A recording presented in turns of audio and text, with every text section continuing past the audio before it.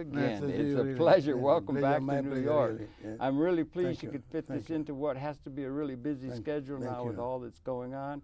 And in the audience, welcome. Welcome very much to Conversations. It's a great personal pleasure and honor to welcome to the program a friend of Conversations and the world, and that is Dr. Ali Treki, longtime ambassador from the country of Libya to the United Nations, has been involved on a great number of interesting things over the past years, and has just been appointed or elected as the president of the United Nations General Assembly for the upcoming session. A great responsibility. We're going to talk about that and other matters. Ali Treki, welcome very, very much to Conversations again. Thank you very much. I'm delighted to be in the program again. And we've done so many, and so good to see you again.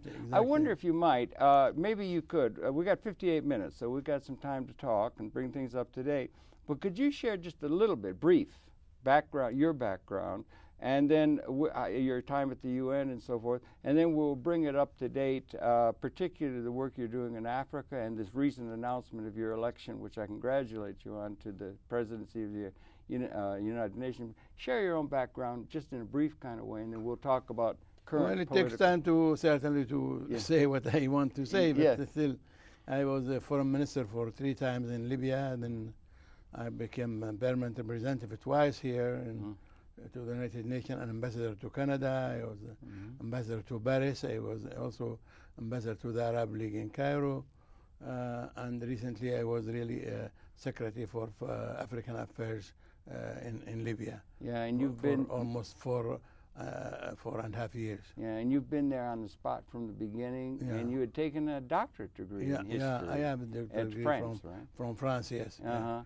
So you had all of that. So you've been there right through from the beginning of things that are going on, very aware of it, and you've also got a long experience at the UN, so you know how the UN functions. And now I was elected yesterday before anonymously to be president of the General Assembly. Congratulations. And I hope that we will be for the next year here and to do what I can and my best really for the interests of the peace and security in the world. Yeah. For the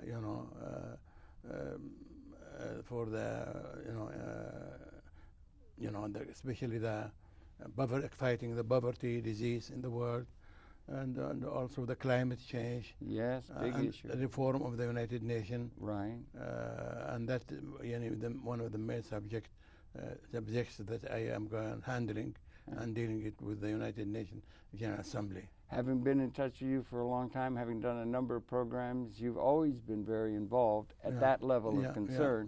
And I'm so pleased you've been able to get this, have this honor and opportunity to present it to you for the upcoming session.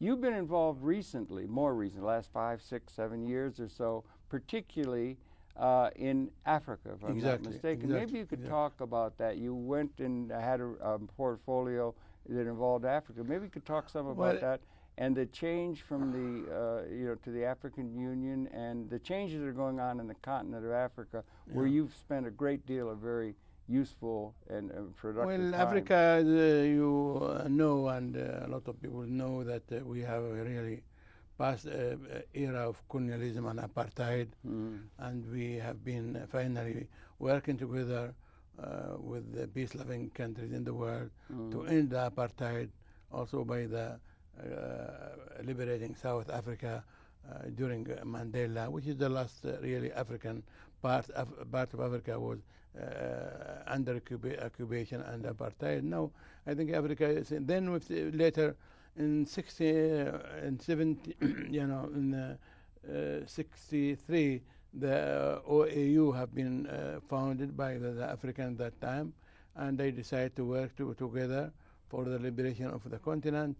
Then, after so many years, around 40 years, the African decided, especially under the leadership of the leader of Libya, Gaddafi, he invited 1999, convene a meeting in Sirte in Libya, and the African decided to go further for the creation of the African Union, and which is really a good step forward for the change in Africa. Now, I think that's generally agreed that that was a good movement, very a progressive movement, very good for movement. the area. And also this year we have decided by the decision from the summit to have a kind of union government for the union. Yes, I know. have it's very created the authority, and which will be our government to organize, to orchestrate the progress in Africa, our fighting against poverty, against disease, and coordination in our foreign affairs. Well, there is a secretary now, also foreign trade, which we are also need to coordinate, and also security and defense matter. So we think I can see we are forward now for another step towards our goal, our aim, objective finally will be the creation of the United States of Africa. A huge concept, and it's magnificent. I really congratulate. It must be very difficult. Could I say a little? Not easy. We are 53 countries. 53, 54. 53 countries. Okay, with and there's a lot of difference. Political options. But finally we decided that we need this unity. We can see the whole world now. There is big spaces. You have the United States from one side. You have Europe as a union. We have the Asian also. China. Started. You have huge China, giant China, India. So we need to be united as Africans, and we are going forward now. I think that makes a great deal of sense because I think the Western powers have not paid very much positive attention to that continent. And it would be good if the people of that continent could gather together into like a kind of thing like, is it like something like the European Union or the United States of similar America? To the European Union now, similar to the Union, but our objective is the United States of Africa. And you're getting support, and you're going to get a lot of people say it's impossible. As always, big ideas are treated that way, but I understand that things are actually beginning at the beginning level to put that kind of an entity into reality. A lot of people, they were not really expecting that we will succeed, because taking into consideration the economic situation, the political in the continent. But finally, I think we succeeded. We have the support of really a lot of countries. Still, the support is still, I think, nominal mostly. We need really a real support from the developing country, rich country, to come and invest in Africa. Africa is a rich continent. We have the raw materials. Absolutely. We have energy. We have other minerals. We have agriculture. We have clean resources from water and energy. And we need really what we need investment really to help us now to build our infrastructure and to create really economic. One economy and one really program for development. Tremendous advantages could come from that. I mean, for one of the least well treated by the colonial empires that had been there carving it up, it seems to me a really progressive and important movement. I congratulate you on working on that enormously. And it's usually difficult when somebody has a new idea for that idea to take hold because most of the people are still enthralled or so taken with the historical ideas. When you have new leadership or new intellectual ideas or political initiatives, it's hard for people who are thinking about the past to think of something new. It's very hard. The colonial power really have certain obligation towards other continent. And we have French, British, Spanish, Portuguese, the Italians. They really need to pay at least, to recompensate the African from which the big loss during the slavery time, later during the colonialism. Particularly Libya, I would say. Concerning Libya, we have agreed with the Italian. They give us an apology, and they agreed to recompensate Libya for the era of colonialism. And I think Mr. Gaddafi today is in Libya Italy. as we talk. He's in Italy It's a major event, I think, first major time. event. This was the first time since the independence of Libya that Libyan leader went to Italy. So I think this is a good step forward. And we are so happy that our Italian friends, they were very so cooperative. We hope that the other former colonial should do the same. Yes, right. You should do the same. Yes, you could make that kind of a contact. And what a strategic location for Libya. And Libya also has had this idea, we've not talked about it in great depth, but this idea of the Jamahiriya, state of the mass. They have people's congresses, and they have an involvement. They have a view of political and economic thinking that many of us think is more in touch with what the future of the planet might require than are the institutions to which the powers that are thought to be very powerful now adhere, coming out of history. And it's a new idea, rather like the United States of America in 1776 was to the feudal states of Europe. They thought that they were all tied up with feudalism and all that sort of thing, and that they didn't think this idea. The revolution came really with an idea of the system for democracy, for wealth sharing. A lot of our continent really suffered a lot from the division from political parties who only their objective to reach power, to exploit, even to take over whatever they can, corruption and other. Now this system will enable us that the people to control their economy. A participatory democracy. We cannot really, and also to be shared in a way, in a just way between the population, and it's going well. It's going well. Yeah, it's moving along. It's very, again, I just want to underscore, I'm of the opinion that in a very real sense, you came from very difficult times in the 50s and so forth, and went through this very large change and had a vision in 1969. And that the vision and what you tried to do with Libya and with the thinking is an advance of what the world needs on a historical pattern. In my humble opinion, I think you're ahead of the historical curve, the same way the United States of America was ahead of feudalism in 1776. That's my opinion. And we are a country which suffered a lot.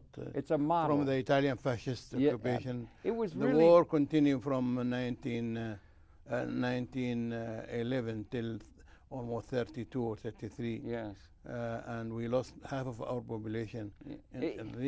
Actually, half of the population. Our population. And there were during this common struggle against the fascist, Italian fascist, Mussolini fascist regime. So after that, after the First World War, we have been really able to liberate ourselves and to get our independence in 52. So it is not. When we have our independence in 52, we have only, I think, one secondary school. That's what I'm saying, and you've come so far. The Italian fascists left us, And very few university graduates, one of which was you. Now we have education free for everyone. I understand. We have many universities everywhere in the country. We have, a lot of students all over the world now, including the United States of America. Yes. You remember during the crisis, we have most of our students left. Now they came back. Okay, good. I think we have around 1,500 Libyan that are studying in this country after the improvement of our relation. Right, and you also have had a traditional sense of justice. I can recall when they had the Gaddafi Prize in Human Rights. They established a major prize, rather like the Nobel Prize, and they awarded it to some individual or group that was violated the human rights, or someone who advanced the cause of broadly seen human rights. And the first award went to Nelson Mandela from South Africa. Well, we are really, I can say, now we are really playing an important role in the international peace and security in the world. We are now, Libya is chairing the African Union. Yes. Also chairing the General Assembly of the United Nations. Now, and also the member of Security Council and chairing the Maghreb countries. So we are playing a role, especially in Africa, in which we have very really ambitious economic program for helping our brother in the continent. And you've been particularly active personally in a ministerial way with that continent of Africa and developing that. I congratulate. It must have involved a lot of travel. Well, in Africa we need a lot really to work together. I think we are a continent which is suffering still from backwardness, from poverty. We are losing around 6 million a year from AIDS and malaria. Really? From malaria? From malaria in Africa, which is now we will give priority to our program for fighting the diseases and fighting poverty, and we hope that the world will be aware and conscious of this situation and help the continent. We were just chatting about some mutual friends that we have, Mr. Dorda and Mr. Al-Dari and so forth. He had been the ambassador in Washington in 1980 when Mr. Reagan cut off relations. You suffered a sanctions regime for a long time. And then there was a major change. It might be worth sharing with the general audience. There was a major change, and there was a lot of venom, is the right term, directed toward the country of Libya by a great deal of the press in the West and that kind of thing. But there's been a major change in since about 2003 or 4, and Libya has now got an ambassador in Libya, and in Washington, I mean, and that there's relations back together. And what was our relation really improved a lot in all areas, economic and political, culture ties starting. A lot of Americans now came back to invest in Libya. A lot of Libyans, they are here now doing business or studying here. So our relation improved, and we looking forward to more improvement with the Mr. Obama administration. I would think it would be. I think so. Yeah. He's especially the opening policy from United States and from Mr. Obama towards the Islamic world, the Muslim world, towards Africa, towards Latin America, and I really appreciate his statement, his stand concerning the dialogue between civilization, between Islam and Christianity, and which he delivered recently in Cairo. And this is also, I think, the way that he is intending to work for the peaceful and justice solution to the Middle East crisis, which we encourage him. And I think this is a policy needs to be encouraged and supported by the American people. Yeah, it's very important and Libya has been involved in that. And it is well to remember, while you're involved in Africa, and there's a lot of Islam represented in Africa, but you're also part of the Arab world and the Islamic world. So you have a very important position there, and coming. I think the confrontation policy, the sanction policy, is always counterproductive. Yes, it doesn't work. I think I'm very sorry to say that the previous administration has left really a bad image in the Middle East and elsewhere. Now we hope that the United States country has a big responsibility. We have a historical role to play. I think you are one of the first countries in the world who did the revolution. And we're talking about we the people, the United States. Right. I think this is it was a big support to all the Africans and other during the liberation struggle, and we want this role to be played now in building the world, narrowing the gap between rich and poor, because unless if we don't narrow this gap and between the rich and the poor, I don't think that we can achieve peace in the world. I don't see how we can. We're going to have to finally get around to setting up the world. If I may, we're going to have to get around to setting up the world in the way which the future requires, that's going to be able to serve the interests of all the people of the world and not just a few leaders like kings. I think, wars or sanctions cannot help. We have now seen the result of this war, a terrible war in Iraq. Often. And we have seen also the courageous position of the American people against this war, and we hoping that President Obama will fulfill his promise to withdraw from Iraq. Another war also is terrible. I think even how to eradicate, how we can fight terrorism. We are all of us victim of this terrorism. Terrorism have no religion. Can be Christians or Muslims or Jewish or whatever. So this is we can work together. But it's not we cannot fight that by hateness or by try to play on a kind of confrontation between civilization or religion. We need now to, and also why this terrorism sometimes, you know, trade, because there is certainly some reason. Either there is an injustice, or there is no really way forward. There is no way forward. There is no way out. There is no sometimes you know, it's a desperation. You cannot deal, as you are saying, that with, you can deal with angry but not with hungry. Yeah, that's right. Yeah, and the system in place, there's new things needed in the system that's in place. We've inherited it out of history. Again, I spoke to you before the cameras rolled.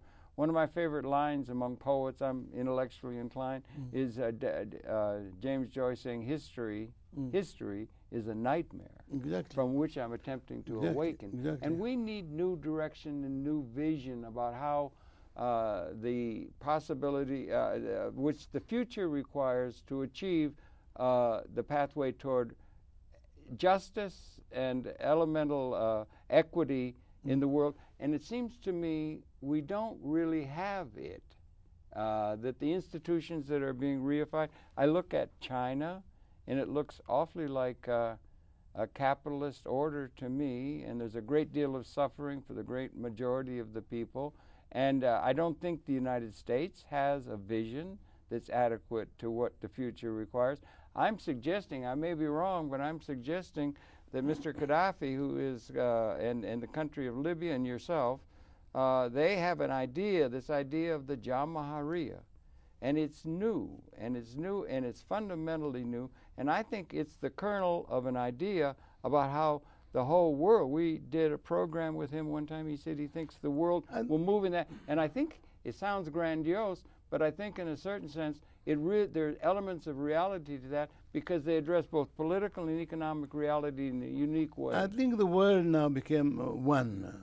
Okay, yeah. You cannot really separate. A global you cannot village, live, isolate yourself from the world. You know? Yeah. When we have seen now the last economic crisis. Yeah. I isn't don't it think something? Nobody have expected that this crisis will affect the United States as it is. You know? So it may make such a rich country and a great country, but it proved that there is no one can isolate. We have to live together.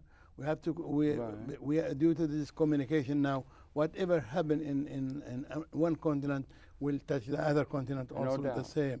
So now look, now we have talking about the diseases. We have to fight these diseases together. Yeah. So it seems that the climate change also of nationalism, isolation, or supremacy cannot exist anymore. Yeah, in the world. Yeah. Well, that's the same way I feel, and I do underscore again. They've addressed in that that way you've tried to, and he has Mr. Gaddafi has taken a stance, dealt with the atomic issue in terms of weaponry and that. That is not a way to go. The atomic weaponry thing is not. But his ideas and the basic principles he's enunciating could be understood by a great number of other people. You mentioned the economic difficulty that's hit the whole world economy. That's made people open to thinking about, rather than just accepting the ideas that have informed the institutions coming out of history. People are open now because they've been jolted into being for thinking about new ideas in a very comprehensive way. And I don't want to overwork it or overbring it up, but I think the examples that the Libyan, in the fullness of what they're attempting to do since 1969, is something that ought to be given a very, very careful hearing by the intellectuals of the world, that they're important kernels of the way the world is going to have to organize themselves involved in that, rather than having it be dismissed. This is very important, since we have started the program. I think what we are doing to our people inside. I think there is no any village in Libya without electricity. Everywhere, There is no village without school. There is no roads and everything. I think we did a lot in this direction, because our people should feel that they are equal. They should be treated like equal and should benefit from the wealth they have oil and other. So we are working on this. And this cannot be done only to the Libyans. You have to live with the neighboring countries also. Should take advantage of that. And that's why we are trying to help our African brother and our especially immediate neighbor to help them really to improve their standard of living. And we are ready to cooperate with other countries including that. When you see how much money we are spending on arms and you mean collectively and human wars society. and wars, yeah, $trillions of dollars. Yeah, that $trillion of dollars needs to be spent everywhere in their respective countries, in the United States, instead, or in Europe, or in spending of going this race, this nuclear now arms. What we are going to do with it? I think we have to disarm the whole world from that. Yeah. We started as Libyan and we have. You did. That was a good scale, example. Yeah. And I think we hope that the producing of massive mass destruction should take the initiative for that, especially the big power, Yeah. And you cannot really give listen to the other why you are not taking it yourself. Exactly. It's right. They say we're power, we can have it, but you can't because, and you don't. Sometimes they'll even argue you can't even have the technology that might make it possible for you to have it. So you have to stay poor because so we can have our hegemony over you and dictate the terms by which the world. And that idea is not going to work unless they have something that can be inclusive of the whole world. And again, to underscore, I think the situation that you have set up in Libya is an example that particularly intellectuals should pay attention to as something, again, I bring it up, as the United States of America was to feudal Europe, Gaddafi, or Libya, might be a model, and it never works perfectly and everything, that would be relevant to the world. That's and that's what I think a lot of intellectuals, now the economic crisis, a lot of intellectuals are looking for something different, and there's a different economics and a different politics intrinsic in this idea of the Jamahiriya, or the state of the masses. As I told you, our objective now in Africa to reach the goal, our goal is the United States of Africa. Yes, that's a huge idea. It's a very, very huge idea and promising ideas. And we need certainly the support and help from other nations, including the United States and others, to achieve this goal. Yeah, things have changed now. It's been a while since I've been there, but things have changed now that you have a mission. Could I ask one thing aside? One of the things that was this huge project, the Man River project. Well, I think it is at the has end, it worked out? Is the water coming now to Benghazi? Third stage now. I think the water is reached to the coast everywhere for the human consumption, and also part of it for agriculture. And we are in the phase of also having another program of desalinization of seawater. That's important, isn't it? Very good. Yeah. Is it economic? Yeah. Do you think we're going to be able? With the progress of technology, it became really visible economically, and that will help a lot. That would be good. But the water is coming. That was a huge I think that was the largest civil engineering project in the world at the time. One of the biggest, And they're bringing faucet water to that around north $24 coast. billion. Yeah, and you're going to be able to make that bloom like the Imperial Valley in now California. the program will reach already 5 million meter cube a day of water. How many? 5 million meter cube. Wow.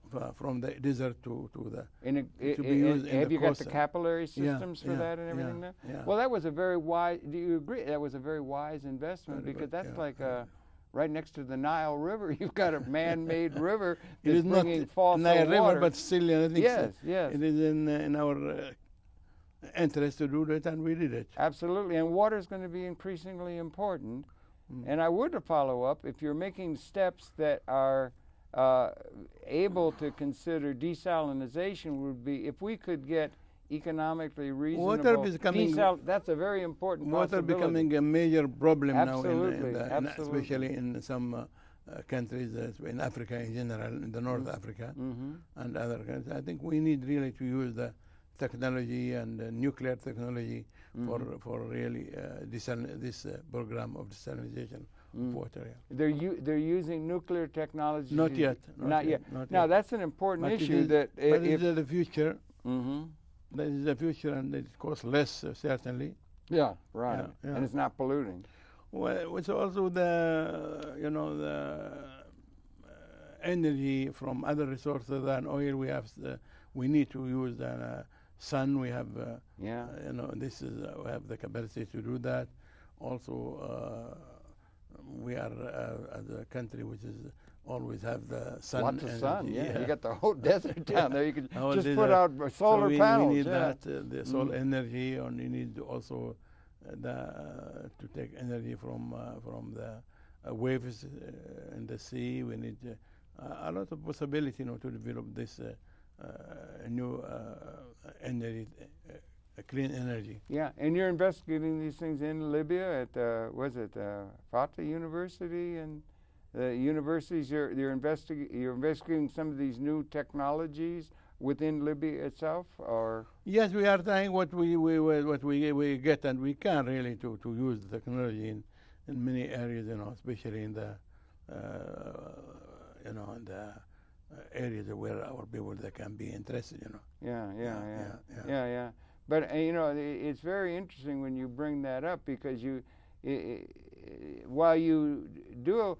You mentioned the weapon systems. I've been giving a lot of thought to that. I do believe the weapon systems that exist in the world, particularly there's somewhere, the nuclear and thermonuclear, and then the germ things. We just had a little thing with a new strain of flu that could have been really destructive, didn't have vaccine about.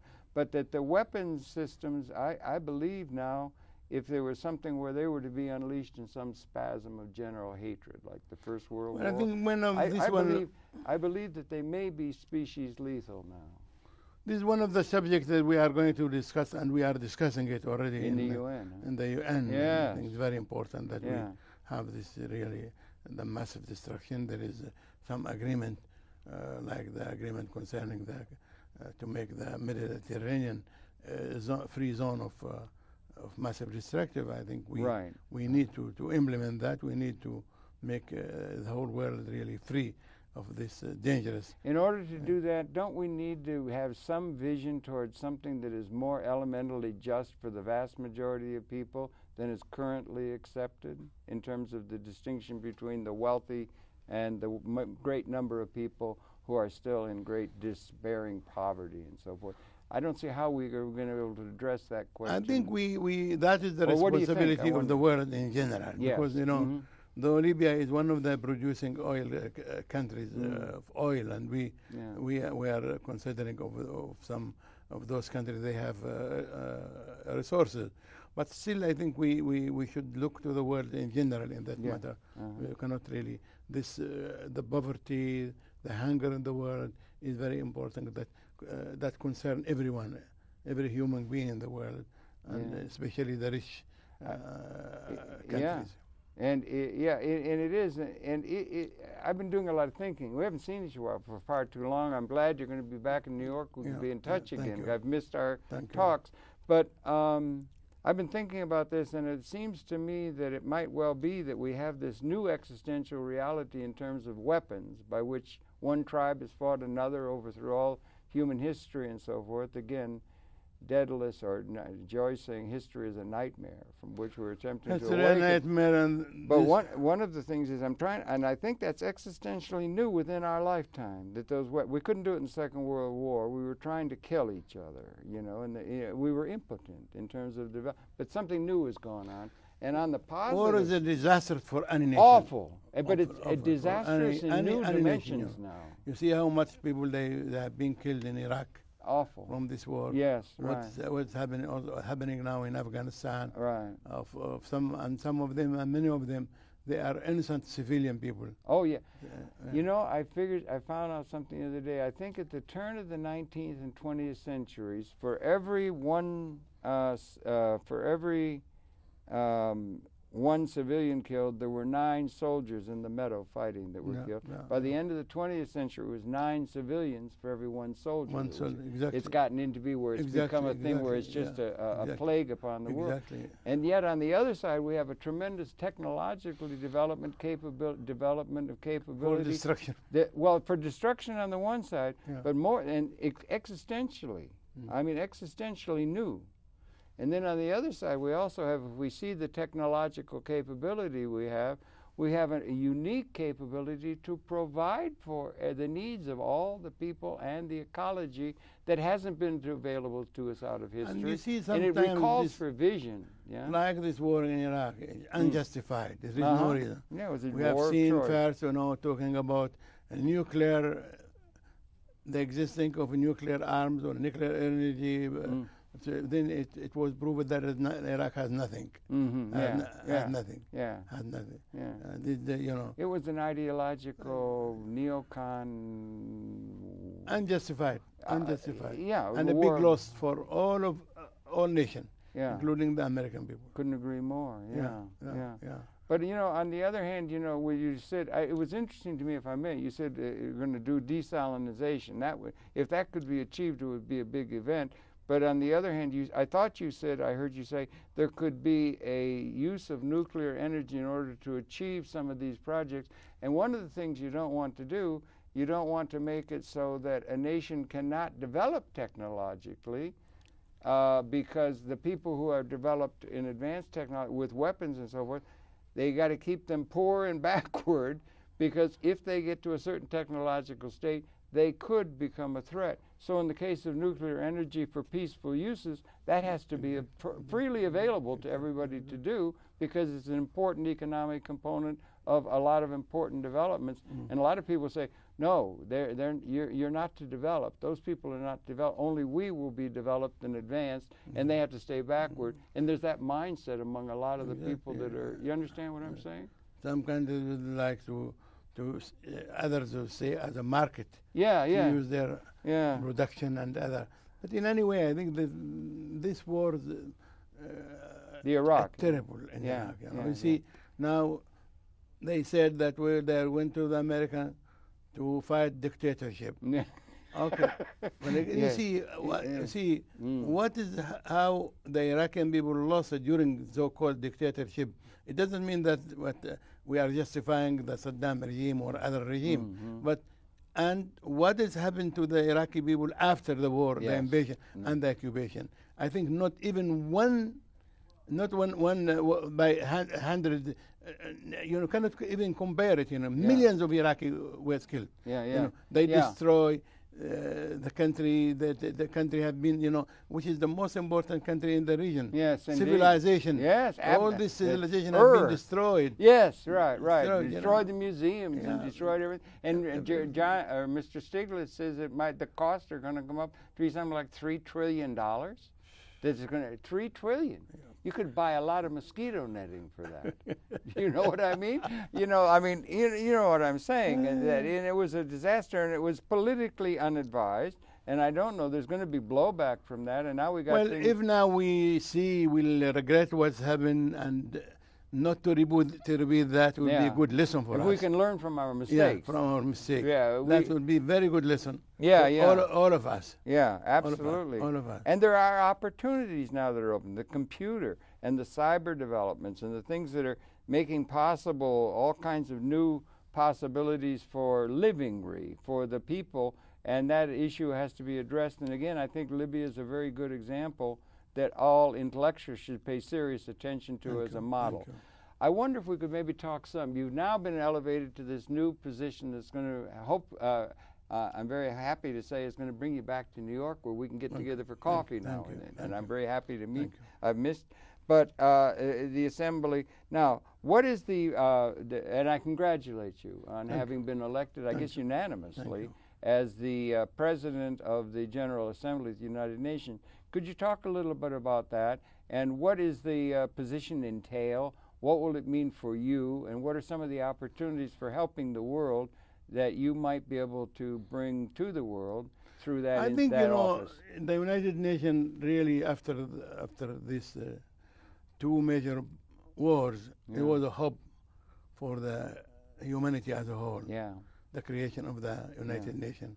And the world thought or hoped that after this second worldwide war will not be another war. Yeah. And that is United Nations, which an organ that we created will assume the responsibility for peace and security. Yeah. I think that the United Nations... justice? And justice. And justice. That's exactly. Yeah. The United States nation did a lot. Yeah. But still the problem that this United Nations need a reform also.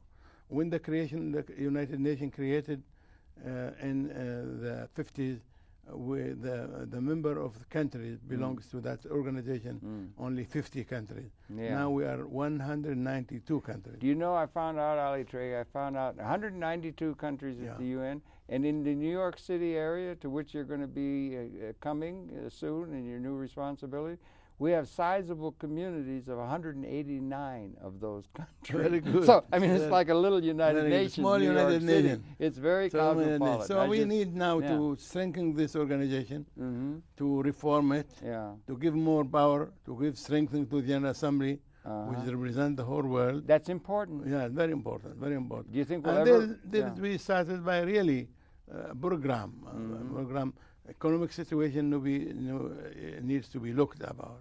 It is the responsibility of the whole world, not only one nation or 20 nations or G8 or whatever. Yeah. You're going to bring us the United States of Africa. We need the United States of the world. Yeah. So I think the United States of the world is necessary, and this is the United Nations. We should strengthen this organization.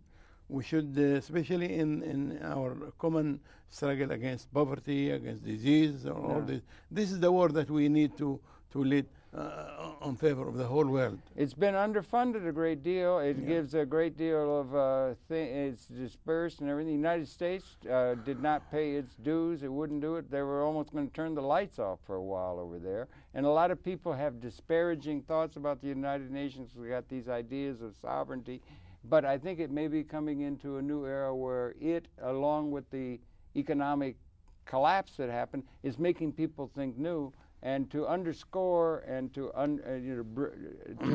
address anew the importance of the United Nations and institutional structures is going to become more and more popular among We need to work together through this organization, to respect each other, to try to work for the peace and security. We're still having a lot of problem, and we have not really achieved a just solution to the Palestinian issue. Now, we haven't received... also yeah, absolutely, that's a huge one, in Africa and other issues also we need to be handled. Somalia, Darfur and other very critical You're meeting with those people regularly and trying to bring something to there. And this is one of the subjects that the UN discussing. We need to work together. Now, especially in Somalia. Well, really. Have you been there?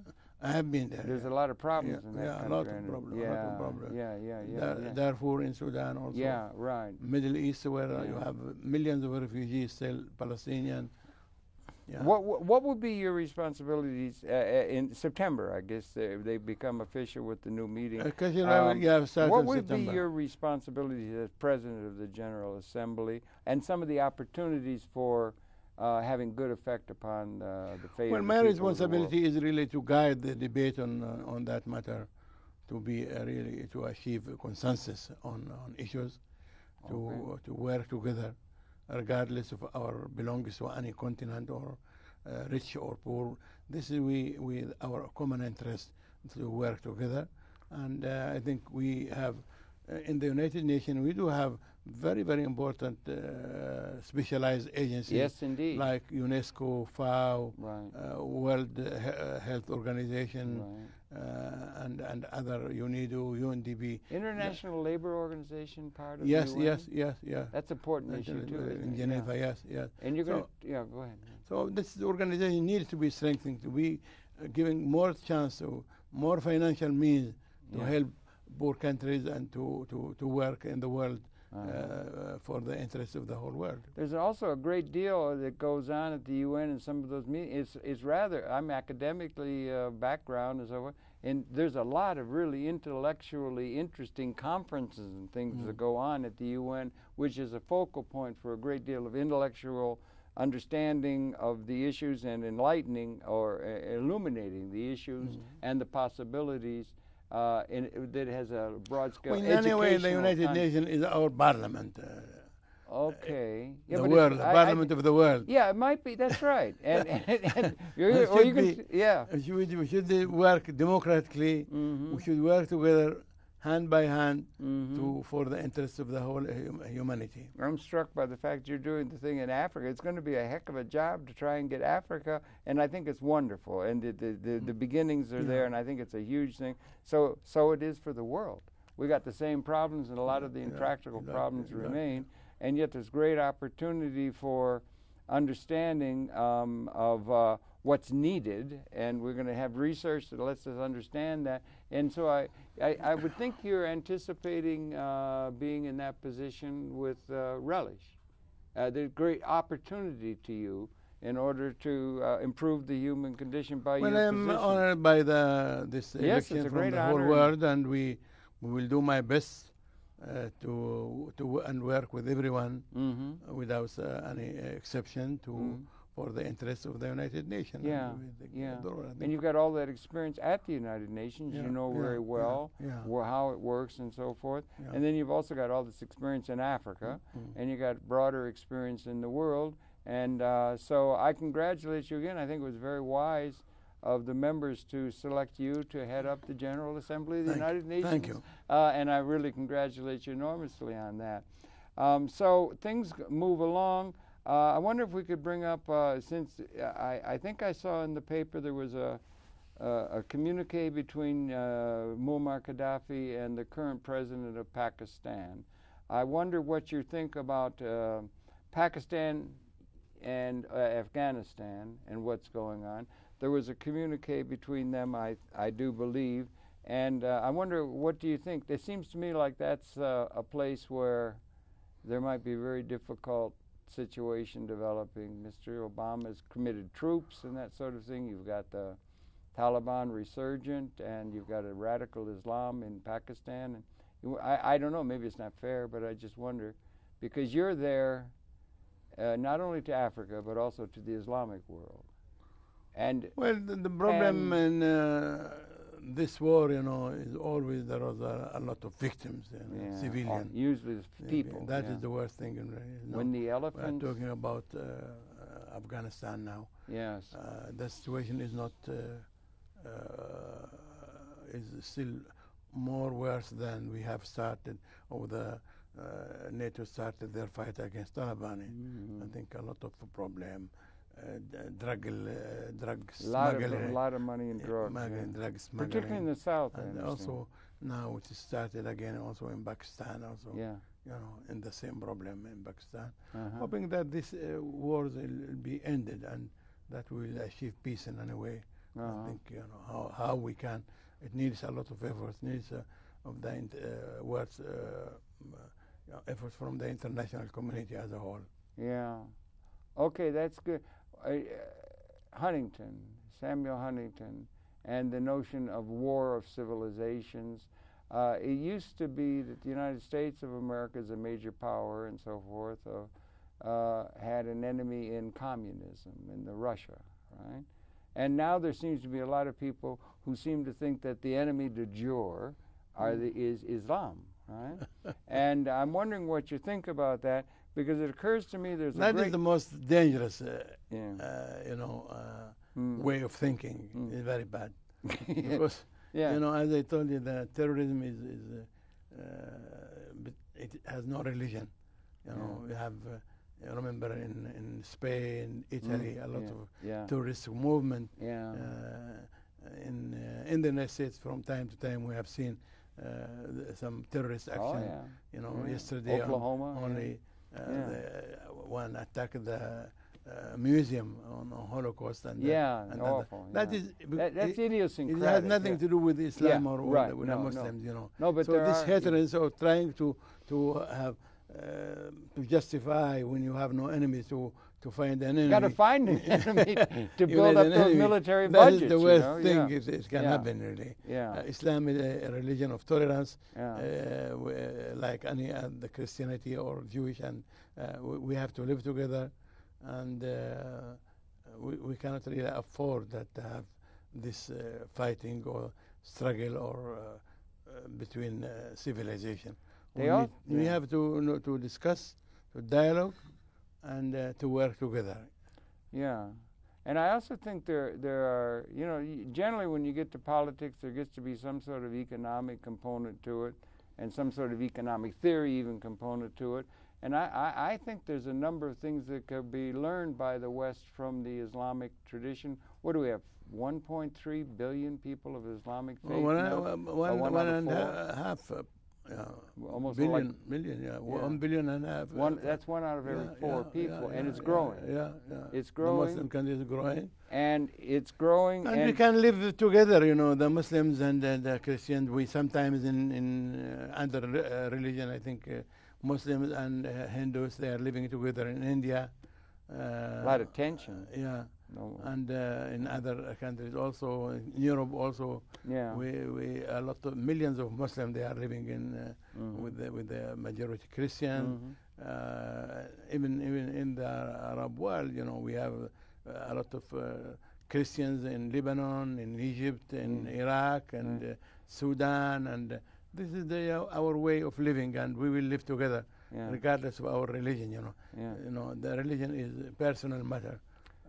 Okay, okay. But I was thinking, just like I said, Libya used to be thought of as, you know, beyond the pale, that sort of thing, when first you and I met and so forth. And I still apologize for the bombing of Mr. Muammar Gaddafi's home by Mr. Reagan and so forth, and the loss of Hana, and I think wounding of one of his sons, if I'm not mistaken. Barbaric and that sort of thing. But so it was thought that way. But I know from experience that there was a great deal, and it was what we call targeted and scapegoated in the press and so forth. I think the idea of... and yet I know there were great numbers of things that were very important in terms that we could learn from if we didn't have this shimmer of scapegoating against a particular... I'm afraid of the same thing for Islam. There's a great deal to be learned from Islam by the Western, rather than just spending all the energy on demonizing it and saying it's all just a matter of somebody being a terrorist and so forth. There's something amiss, and there has to be understanding there from the Western side, is what I'm saying. Can be done only by respect, mutual respect, right? Non-intervention of the affair of other. Also can be also to avoid this ideas of supremacy, that we are the superior and we can impose our standard of living or way of living or ideas or our religion. That's called an arrogance of power. On the other, that is really unacceptable. Yes. That will lead to the trouble, fighting, wars and other. So respect each other. We need to live together, regardless of our religion or our intent. But if this kind of supremacy, or like what the Nazis did, or the rest regime in South Africa did, or it cannot continue. It's a plague upon the earth, that attitude. I sometimes wonder if I go to a soccer match when those people cheer for their home team to the point where they get in fights. And depriving anyone from his liberty, the freedom. Right. It cannot work. It cannot work. And there needs to be a universal thinking about the whole of the human society, rather than just narrow, even national interests only. There has to be something beyond just plain old might makes right, realpolitik notions. Even this idea now in the Middle East, Gaddafi is raising the question that we should have a democratic state in Palestine, which includes Jewish and Muslims and Christians. That would be a one-state solution. Together. A one-state solution. One state. And that we have seen it in South Africa, where the white people and the black people, they agree to live together. There's increasing numbers of international people. One state, and for all of them in a democratic way. Right. That is the way. That's the way we should think about it. In the international, we cannot say believe that or accept supremacy from the Jewish against Muslim or from the Muslim against Jewish. Well, that's been a problem. They had the Aryan, the chosen race, and there's a lot from the international press that is thinking of the wall in Israel or in the Middle East and that kind of thing as that being an instance of apartheid. And they're linking exactly. It's a kind of apartheid. Like because impose wall. I think this is And that's a shame because it's unacceptable. You know, remember the wall that the communists did in Germany, and in Berlin. Mr. Reagan said, "Torn down this wall." They could just go and say, "Tear down this wall, Mr. Netanyahu," or something. But that they is seem not to be workable at all. it's a very dangerous area of the world. The Jewish people, they should live in a peace and security in the region, and they can live that in a peaceful way. It seems the Abdullah plan or the things that are being advanced from that cannot side, really say, even if they have the protection of foreign power, that will not stay for a long time. It won't stay long. No, it won't. So that's a that's probably the most dangerous for the interest of the Jewish people. Yeah. To live with this with millions of the Arab in the region, in the billions. Million. You're not. I'm sorry. There's hundreds of millions. Yeah. And they will to live in peace. They would in a peaceful way and together with the Palestinians. But if they look for a supremacy and that they can impose by force, force cannot be permanent. It's not going to work, is it? It can change. Yeah. It can change. Yeah, I know. Well, anyway, that's a very hot area, a very difficult area of the world. Hope that peace will be and peace should be working now. So there's still a couple of problems left for you to deal with. The world isn't perfect, so when you come to the presidency of the General Assembly, there will be a couple of problems you'll have to deal with to make it all right. Problem in the world. I'm making a joke. Anyway, congratulations. Thank you very much. It's so very good personally to see you again and welcome you back to New York. Thank you. I'm so pleased that you've been able to have all this experience and knowledge you can bring about the continent of Africa.